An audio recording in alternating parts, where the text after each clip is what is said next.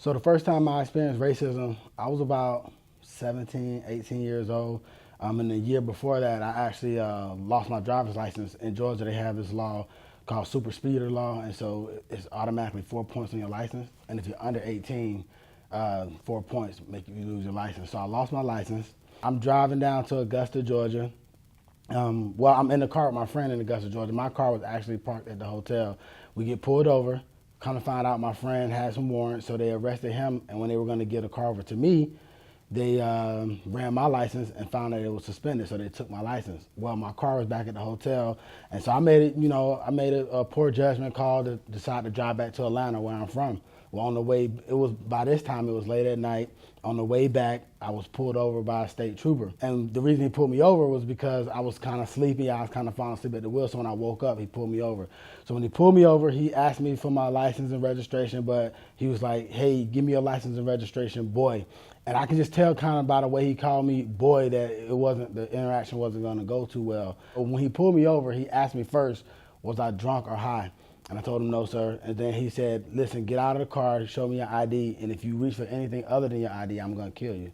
And so this is what he told me. So I get out of the vehicle, pull my ID out, and then I tell him, hey, just earlier today, the police actually just took my license. I'm just trying to get back home. And honestly, I was expecting that I was going to, because the judge told me if I got caught driving without my license, I'll go to jail. So I'm thinking I'm just going to go to jail or get a ticket or whatever the case may be. And it's about 2 o'clock in the morning. There's like nobody on I-20. And so when I told him that, he's like, see, this is what I'm talking about. And he had one of these long black flashlights, and he hit me in the stomach with the flashlight. I started throwing up, spitting up blood. And so then he was like, are you drunk? Are you high? Why are you throwing up blood? And so then he threw me on the back of my car.